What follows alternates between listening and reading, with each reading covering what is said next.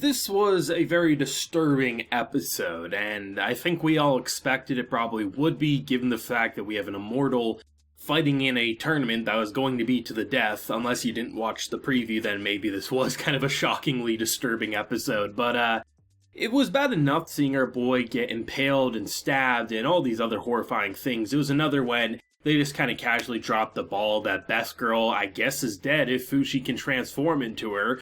On one hand, he gets a nimble, very well choreographed fighter who knows what she's doing. On the flip side, the pain of knowing her outcome is a little unfortunate. And even more disturbing than all of that, you reintroduce a character who's responsible for so much death and carnage, unless it's someone different, but I don't see how you would have someone know of Fushi, know of, old grandma being kidnapped, everything like that, right? The fact that she comes in, licks our boy when he's asleep, she has this weird eye, and she's gonna be responsible probably for more death, this shit's insane. Wouldn't be shocked if she's the reason Perona ended up dead, but I guess we'll see where that goes.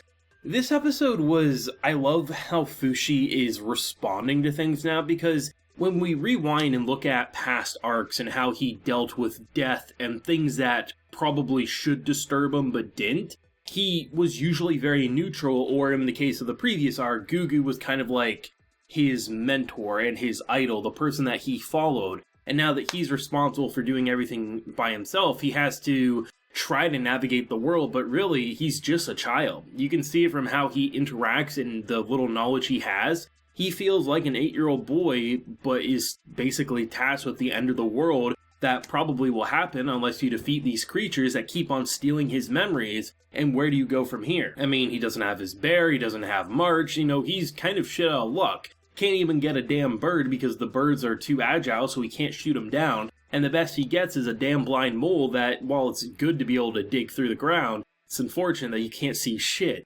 This man has such shit luck, and to be interacting with a group of people who, honestly, I don't like them. I mean, I'm sure there's dark backstory and why they're doing the things they do, but when I see a smug girl like this just perfectly okay with the status quo and just is, wants to use Fushi for money, I can't like her. Now, I'm not saying my opinion can't change on her, and I'm glad she's a part of this arc because I need a good antagonist or foil to a character like Fushi. But someone who can just look at all the dead bodies hanging around them and say, oh, they probably stole her, they probably did this, and have nothing disturb her as Fushi's visibly upset and she just laughs like a lunatic, it's hard to feel empathy and compassion for a character like that. Could I in the future? Maybe, or maybe she just stays that way. But to see, just how okay they are with this situation, even if you're raised like that, it's just hard to be yeah, we really want to help these characters out. No, we want to find Best Grandma, who I guess is a natural-born killer by the looks of it. That information gets casually dropped, and honestly, it's probably a good way to look at it if she used to be a shitty person in the past and then ended up being this nice older lady, mom, grandma mentality. Maybe these children who kind of seem like lunatics who are just following the status quo could also get a second chance at life, right? Maybe that's kind of the direction they're going. But as it stands, it's natural to kind of want to save your comrade, your family member, rather than helping a bunch of kids who seem like lunatics and even future serial killers in the case of some. But Fushi having to enter the tournament was an interesting one. I saw so many different predictions and ideas because it's kind of really bad for him. He's an immortal, he can't die. But as we have with him thinking of Gramps, right? Don't show anyone, never let people find out, or you're going to be the topic of the entire world and everyone's going to fight to the death for you. But what do you do in this situation? If you win, you might be able to save your family, find your family anyway.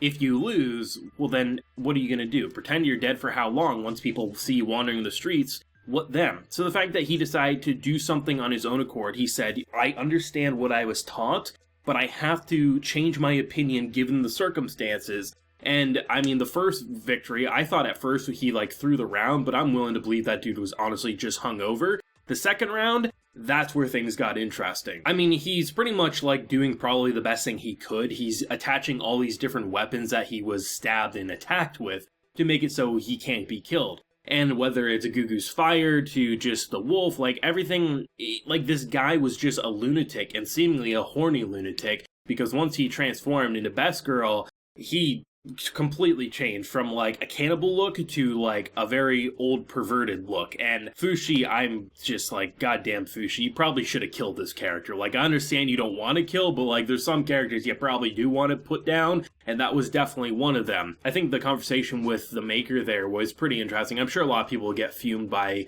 the fact that he's blaming Fushi for Gugu's death, but he definitely is a very neutral bystander. He really doesn't care about a lot of things, and he simply wants this character, Fushi, his creation, to continue to gain experiences rather than chasing after old ones. And, you know, both of them I don't think are wrong for what they want. Someone being completely logical about trying to take down creatures that could destroy humanity, and the thing that you made to preserve humanity is kind of not doing what you originally intended, versus someone who's acting like a person, not just an object to store things like a dictionary, an encyclopedia, right? But it's so interesting to always see those two conversations, and I'm glad that it's not just random coincidences anymore. It's Fushi actively saying, hey, Thing in Black, are you around me? And then he'll pop up, and he'll only help if it's going to help promote Fushi's growth. He's not going to do anything if it's for something like rescuing someone who's not going to gain him any more experiences. Especially when you look at her, she's an old woman who maybe he'll gain the skill set of poison, but it's not something that's worth risking your life over when the threat's still out there.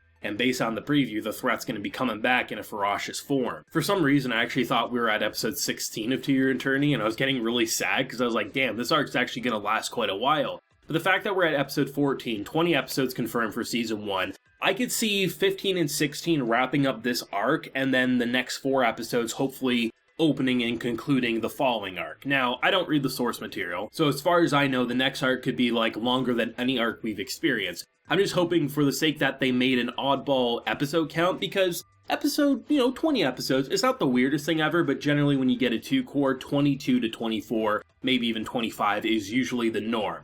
So I am crossing my fingers that whatever happens with how episode 20 wraps up, it'll be a good stopping point.